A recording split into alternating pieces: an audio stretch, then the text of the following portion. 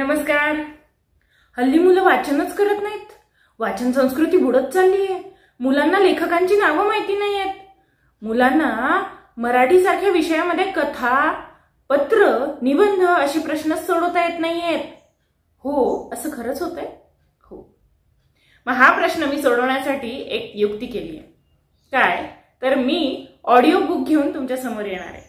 तुम्ही काय करायचे, मुलांना फक्त ते बुक ऐकवायचे। मग संस्कारांचा खजिना असलेलं श्यामची आई हे पुस्तक मी आजपासून घेते वाचनासाठी। त्यातील एक एक कथा मी रोज वाचणार आहे।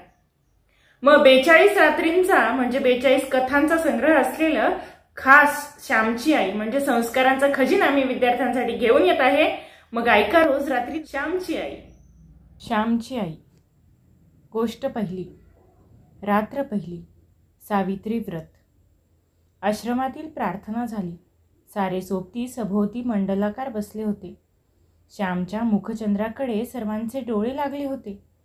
तो भ्रातृसंघ म्हणजे एक अपूर्व दृश्य होते। वाळवंटातील झरा अधिकच सुंदर आणि पवित्र वाटतो। अंधारात एक किरणही आशा देतो। सध्याच्या निष्प्रेम काळात मला काय त्याचे? अशा काळात असे प्रेम संघ म्हणजे परम आशा होय। त्या भ्रातृसंघातील प्रेमासारखे प्रेम अन्यत्र क्वचितच पाहावयास सापडले असते। तो आश्रम म्हणजे त्या गावातील जीवनाला, साजीव जीवनाला स्वच्छ ठेवणारा जिवंत व पवित्र झरा होय। गावात सर्वत्र शांतता होती। आकाशात शांतता होती। काही बैलांच्या गळ्यातील घंटांचा गोड आवाज दुरून ऐकू येत होता। वारा मात्र स्वस्थ नव्हता। तो त्रिभुवन मंदिराला सारखा प्रदक्षिणा घालत होता। आपली अखंड प्रार्थना गुणगुणत होता। श्यामने सुरुवात केली। माझ्या आईचे माहेर फार श्रीमंत नव्हते, तरी सुखी होते। माहेरी खाण्यापिण्याची ददात नव्हती। ददात म्हणजे कमी बरं का। माझ्या आईचे माहेर गावातच होते। माझ्या आईचे वडील फार कर्मठ आणि धर्मनिष्ठ होते। माझी आई सर्व भावंडात मोठी होती। माझ्या आईवर तिच्या आईबाबांचे फार प्रेम। माझ्या आईला माहेरी कोणी आवडी म्हणत, कोणी बयो म्हणत। आवडी, खरेच लहानपणापासून ती सर्वांना आवडत असे। बयो, खरेच ती जगाची बयो होती, आई होती। माहेरची गडी माणसे कानपिणी, पुढे मोठेपणीही माझ्या आईला बयो म्हणून हाक मारीत। तेव्हा ती हाक किती गोड वाटे म्हणून सांगू? ती हाक मारण्यात असलेला जिव्हाळा हृदयालाच कळे। माझ्या आईला 2 भाऊ आणि 1 बहीण होती। माझ्या आईची आई अत्यंत नियमित आणि दक्ष होती। तिच्या घरातील भांडी आरशाप्रमाणे स्वच्छ लखलखत असत। माझ्या आईचे लग्न लहानपणीच झाले होते। सासर श्रीमंत होते। सासरची मंडळी गावात सरदार म्हणून मानली जाई। निदान ते तरी स्वतःला तसे समजत। आईच्या अंगावर सोन्या मोत्याचे दागिने होते। पोत, पेट्या, सरी, वाकी, गोठतोडे सारे काही होते। भरल्या घरात, भरल्या गोकुळात ती पडली होती। सासरचे तिचे नाव यशोदा ठेवण्यात आले होते। सासरी ती लहानाची मोठी होत होती। कशाला तोटाच नव्हता। चांगले ल्यायला, चांगले खायला होते। एकत्र घरात कामही भरपूर होते। उत्साही परिस्थितीत सहानुभूतीच्या वातावरणात काम करावयास मनुष्य कंटाळत नाही। उलट 4 धंदे करण्यात धन्यता आणि आनंद मानतो। मित्रांनो, माझ्या वडिलांच्या अंगावर ते वयाने 17-18 वर्षांचे झाले नाहीत तोच सारी जबाबदारी पडली। कारण आजोबा थकले होते। वडील सारा कारभार पाहू लागले। देवघेव तेच पाहत। आम्ही आमच्या वडिलास भाऊ म्हणत व लोक त्यांना भाऊराव असे म्हणत। आजूबाजूच्या खेड्यातील लोक आम्हाला खोत म्हणून संबोधित। खोत म्हणजे काय? भिकाने प्रश्न विचारला। श्याम म्हणाला, खोत म्हणजे गावचा ठरीव शेतसारा वसूल करून सरकारकडे पाठवणारा बिनपगारी दलाल। आम्ही वडवली गावचे खोत होतो। त्या वडवली गावात आमची खूप मोठी बाग होती। धोधो पाणी वाहत असे। बागेत केळी, पोकळी, अननस लावलेले होते। निरनिराळ्या जातीची फणसाची झाडे होती। कापे, बरके, अर्ध कापे। तुम्ही कोकणात याल तेव्हा हे सारे प्रकार तुम्हास मी दाखवेन। ती बाग म्हणजे आमचे वैभव, आमचे भाग्य असे म्हणत. ते आमचे वैभव नसून आमचे पाप होते. पाप? क्षणभर हसते आणि कायमचे रडत बसते. पाप थोडा वेळ डोके वर करते, परंतु कायमचे धुळीत मिळते. पापाला तात्पुरता मान, तात्पुरते स्थान. जगात सद्गुणच शुक्राच्या ताऱ्याप्रमाणे शांत आणि स्थिर सदैव तळपत राहतात. वडिलांच्या हातात नवीनच कारभार आलेला, तथापि त्यांना फारसा अनुभव नव्हता. एकदा काय झाले, ती अवसेची रात्र होती. भाऊ वडवलीस गेले होते. सकाळी 8 वाजता ते त्या गावी जाऊन पोचले होते. आज गावाला जाऊ नका, आज अवस आहे वगैरे घरातील मंडळींनी त्यांना सांगितले. परंतु भाऊ म्हणाले, कसली अवसनी कसला शनिवार, जे व्हायचे ते होणार. प्रत्येक दिवस पवित्रच आहे, प्रत्येक दिवस देवाच्या घरूनच येतो. ते वडवलीस गेले. दिवसभर राहिले. 3 सांजा झाल्या आणि ते घरी परत जाण्यास निघाले. घरोब्याच्या एका म्हातारबाईने सांगितले, भाऊदा, 3 सांजा म्हणजे दैत्याची वेळ हो. यावेळेस जाऊ नका. त्यातून अवसेची रात्र, काळ रात्र, बाहेर अंधार पडेल.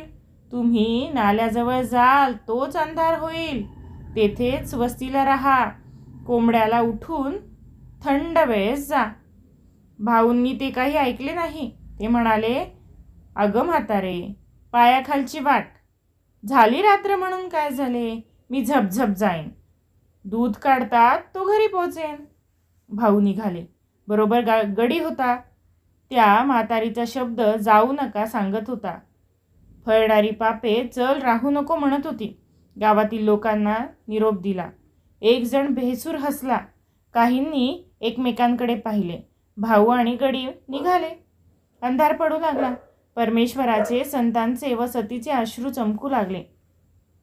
वडवली गावापासून 1.5 कोसावर एक पर्ह्या होता. पावसाळ्यात त्याला उतार होत असे. तो पर्ह्या खोल दरीतून वाहत होता. त्याच्या आजूबाजूस किर्र झाडी होती. त्या झाडीत वाघ सुद्धा असे. तेथून दिवसाढवळ्या जाण्यासही भय वाटे, परंतु भाऊ निर्भयपणे जात होते. त्यांना भीती माहीत नव्हती. भूते खेते, जीव जीवाणू कसलेच भय त्यांना वाटत नसे. भाऊ दरीजवळ आले. एकदम शीळ वाजली. भाऊ जरा चपापले. पाप हे भित्रे असते. झुडपातून अंगाला काव फासलेले चोर बाहेर पडले. भाऊरावांच्या पाठीत सोट्या बसला व त्या सरशी ते मटकन खाली बसले. झटकन गडी पळत गेला. भाऊंना खाली पाडण्यात आले. चोरांच्या हातातील सुरे चमकत होते. भाऊंच्या छातीवर चोर बसला. चर चर मान चिरायची ती वेळ. करंदीच्या जाळीत रातकिडे ओरडत होते. शेजारच्या भवनातून एक भुजंग फुत्कार करीत होता. चोरांचे तिकडे लक्ष नव्हते. इतक्यात एका म्हातारीने ओरड केली, अरे खोताला मारले रे, धावा. ते चोरही जरा भ्याले. भाऊ त्या चोरांना म्हणाले, नको रे मला मारू. मी तुमचे काय केले, सोडा मला. ही अंगठी, हे सल्ले जोडे, हे 100 रुपये घ्या आणि सोडा मला. दीनवाने त्या चोरांना ते विनवित होते. म्हातारीच्या ओरडण्याने कोणीतरी येत आहे असे दिसले. कोणाची तरी चाहूल लागली. चोरांनी त्या अंगठ्या, ती सल्ले जोडे, ते 100 रुपये घेतले आणि पोबारा केला. ते चोर काही खरे खुनी नव्हते. या कामात मुरलेले नव्हते, पण दारिद्र्यामुळे हे घोर कर्म करावयास ते प्रवृत्त झाले होते. त्या क्रूर कर्माच्या मुळाशीही दया होती, प्रेम होते. स्वतःच्या मुलाबाळांच्या प्रेमाने त्यांची खाखा दूर व्हावी म्हणून ते तो खून करू पाहत होते. कोणी म्हणतात की जगात कलह, स्पर्धा हेच सत्य आहे, परंतु त्या कलहाच्या मुळाशी, त्या धडपडीच्या मुळाशीही प्रेम आहे. ते प्रेम संकुचित आहे एवढेच. सृष्टीने अंतिम स्वरूप प्रेम आहे, युद्ध नाही. सहकार्य आहे, द्वेष वा मत्सर नाही. असो. भाऊंच्या बरोबरीचा गडी पळत सुटला. तो थेट आमच्या पालगड गावी गेला. त्याने घाबऱ्या आमच्या घरी जाऊन सारी हकीकत सांगितली. आमच्या घरातील आणि गावातील पुरुष मंडळी लगेच चालून गेली. पालगडला पोलीस ठाणे होते. तेथे वर्दी देण्यात आली. घरात बातमी येताच आकांत झाला. साऱ्यांच्या तोंडचे पाणी पळाले. घरात दिवे लागले होते, परंतु साऱ्यांची तोंडे काळवंडली होती. कसचे खाणे आणि कसचे पिणे. तिथे तर प्राणांची प्रसंग होता. माझी आई ती सारी कथा आम्हास सांगे. आई देवाजवळ गेली. निर्वाणीचा तोच एक सखा. देवाजवळ जाऊन आईने पदर पसरला. ती म्हणाली, देवा नारायणा, तुला माझी चिंता, तुला सारी काळजी. आई जगदंबे, तुझी मी मुलगी, मला पदरात घे, माझे कुंकू राख, माझे चुडे अभंग ठेव, माझे सौभाग्य नको. आई आई, त्यावर कुऱ्हाड नको पडू देऊ. मी काय करू, कोणते व्रत करू. देवा, माझी करुणा येऊ दे तुला. तू करुणेचा सागर, येऊ दे होस हे सुखरूप घरी. पाहीन त्यांना डोळे भरून, नांदू तुझ्या आशीर्वादे सुखाने जन्मभर. मला दुसरे काही नको. नकोत हे दागिने, नकोत ती मोठी वस्त्रे. कशाला मेली ती खोदगिरी. नको मला काही नको. पती हाच माझा दागिना, तेवढा दे रे देवा. असे म्हणून आई विनवू लागली, रडू लागली. आईने देवाला आळवले, प्रार्थिले, परंतु नुसती प्रार्थना काय कामाची. प्रत्येक गोष्टीत त्याग पाहिजे, व्रत पाहिजे. माझ्या आईने त्या रात्री सावित्रीचे व्रत घेतले. मित्रांनो, जीवनाच्या कठीण प्रसंगी धीर द्यावयास भारताच्या इतिहासात कितीतरी दिव्य स्त्री पुरुष रत्ने आहेत. राम आहे, हरिश्चंद्र आहे, सीता आहे, सावित्री आहे. तुम्ही इतिहासात लिहा किंवा लिहू नका, सावित्री अमर आहे. स्त्रियांना सदैव ती धीर देईल, मृत्यूशी झगडण्याचे धैर्य देईल. मनुष्याचा पवित्र व निर्मळ निश्चय मरणाजवळ झगडण्यासही बळ देत असतो. माझ्या आईचे सौभाग्य आले. भाऊ घरी आले. त्या वर्षापासून आई सावित्रीचे व्रत करी.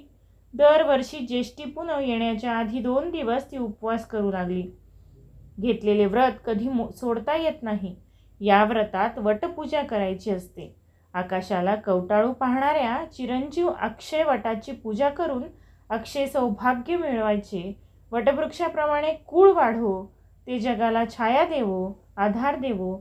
वटवृक्ष उंच वर जाऊन जणू स्वशरीराने देवाच्या पायाला स्पर्श करतो, त्याप्रमाणे कुळालाही वर जाण्याची, उन्नत होण्याची सदैव इच्छा असो. वटवृक्षास अनेक पारंब्या आणि तणावे फुटतात. त्याप्रमाणे कुळविस्तार हो व कुळाची बळकटी हो, या व अशा शेकडो भावना या वटपूजेने कळत व नकळत बायकांच्या जीवनात येत असतील. सावित्री व्रताचे दिवस जवळ येत चालले म्हणजे आई गंभीर होत असे. मी त्यासंबंधीची एक आठवण सांगणार आहे. आत्तापर्यंतची ही प्रस्तावनाच होती. त्यावेळेस मी 8-9 वर्षांचा असेन. सावित्री व्रताला आरंभ होणार होता. माझी आई हिवतापाने आजारी होती. हिवताप सारखा तिच्या पाठीस लागला होता. त्या व्रतात 3 दिवस वडाला 108 प्रदक्षिणा घालावयाच्या असतात. आईला जरा चालले तरी घेरी येत होती. आईने श्याम म्हणून हाक मारली. मी आईजवळ गेलो आणि विचारले, काय आई, काय होते? पाय का चेपू? आई म्हणाली, पाय नको रे चेपायला. मेले रोज चेपायचे तरी किती, तू सुद्धा कंटाळला असशील हो. पण मी तरी काय करू? आईने ते करुण शब्द ऐकून मला वाईट वाटले. मी रडू लागलो. आई पुन्हा म्हणाली, श्याम, तू दिवसभर काम करून दमतोस हो, पण उद्यापासून तुला आणखी एक काम 3 दिवस करायला सांगणार आहे. करशील ना तू बाळा? कोणते काम? आई, मी कधीतरी नाही म्हटले आहे का? मी म्हटले. आई गहिवरून म्हणाली, नाही, तू कधीसुद्धा नाही म्हणत नाहीस. हे बघ, उद्यापासून वटसावित्रीचे व्रत सुरू होईल. मला वडाला 108 प्रदक्षिणा घालता येणार नाहीत. मला भोवळ येईल. कशी तरी पारावर तुझा हात धरून जाईन, पूजा करीन, 3 प्रदक्षिणा घालीन. बाकीच्या प्रदक्षिणा तू घाल हो बाळ. असे म्हणून आईने माझा हात आपल्या हातात घेतला. प्रेमळ व करुण अशा दृष्टीने तिने माझ्याकडे पाहिले. आई, माझ्या ग प्रदक्षिणा कशा चालतील? मी विचारले. चालतील हो बाळ. देवाला डोळे आहेत. देव काही मेला नाही. त्याला सारे समजते, सारे कळते. तू म्हणजे मीच नाही का? अरे, तू माझ्या पोटचा गोळा, माझाच जणू भाग, माझेच तू रूप. तू प्रदक्षिणा घालशील त्या माझ्याच होतील. मी दुबळी आजारी आहे हे देवाला माहिती आहे, आई म्हणाली. पण मला बायका हसतील. मी नाही जाणार वडाला. शाळेत जाणारे मुले मला बघतील आणि शाळेत आहा रे बायका असे म्हणून माझी फजिती करतील. मला लाज वाटते. मी नाही जाणार. शिवाय शाळा बुडेल, मास्तर रागवतील. अशा अनेक सबबी मी सांगू लागलो. आईची म्लान मुद्रा खिन्न झाली. ती म्हणाली, श्याम, आईचे काम करावयास कसली रे लाज? हे देवाचे काम. ते करीत असता तुला कोणी हसले तर तेच वेडे ठरतील. देवाचे काम करावयास लाजू नये. पाप करावयास माणसाने लाजावे श्याम. त्या दिवशी चुलीमागच्या खोबऱ्याचा तुकडा तू चोरून खाल्लास. मी बघितले. मी बोलले नाही. जाऊ दे, मुलाची जात आहे. परंतु त्यावेळेस तुला लाज नाही वाटली. आणि आता देवाचे काम करावयास तुला लाज वाटते का रे? मग तो भक्तिविजय कशाला वाचतोस? तो पांडव प्रताप कशाला वाचतोस? तुझा आवडता श्रीकृष्ण घोडे हाकी, धर्माघरची उष्टी काळी. काम करावयास, प्रदक्षिणा घालावयास तुला लाज वाटते का? नसलास जाणार तर मी जाईन हो. येऊन जाऊन काय होईल? मी भोवळ येऊन पडेन. मरेन तर सुटेन एकदाची. देवाजवळ तरी जाईन. परंतु श्याम, तुमच्यासाठीच तर जगते रे, असे म्हणून आईने डोळ्यांना पदर लावला. आईचे शब्द माझ्या मनात खोल गेले. माझे हृदय विरघळले, पाझरले, पावन झाले. देवाचे काम करावयास लाजू नको. पाप करण्याची लाज धर. थोर शब्द. आजही ते शब्द मला आठवत आहेत. आजकाल ह्या शब्दांची किती जरुरी आहे. देवाच्या कामाची, देशाच्या कामाची, भारत मातेच्या कामाची आम्हास लाज वाटते. परंतु वाईट पुस्तके वाचण्याची, वाईट सिनेमा पाहण्याची, तपकीर ओढण्याची, विडी सिगारेट ओढण्याची, सुपारी खाण्याची, चैन करण्याची लाज नाही वाटत. पुण्यकर्म, सत्कर्म करण्याची लाज वाटू लागली आहे व असत्कर्म करण्याची प्रौढी व संस्कृती घेऊन राहिली आहे. फार वाईट आहे ही स्थिती. मी आईच्या पाया पडलो आणि म्हटले, आई, जाईन हो मी. कोणी मला हसो, कोणी मला म्हणो, मी जाईन. पुंडलिक आईबापाची सेवा करून मोठा झाला. देवाला बांधून आणता आला. तुझे काम करून मला तुझा व देवाचा लाडका होऊ दे. शाळेत मास्तर रागावले, त्यांनी मारले तरी चालेल. आई, तुला माझा राग आला होय? तुला वाईट वाटले? असे केविलवाणे मी विचारले. नाही हो बाळ, मी तुझ्यावर कशी रागवेन? मला तुझ्यावर रागवता येत नाही हो श्याम, आई म्हणाली. गड्यांनो, मी घरी असलो, वटसावित्री जर आली असली तर वडाला प्रदक्षिणा घालण्यास मी नेहमी जात असे. माझ्या आईचे त्या दिवशीचे शब्द मी कधीच विसरणार नाही. पाप करताना लाज वाटू दे, चांगले काम करताना लाज नको.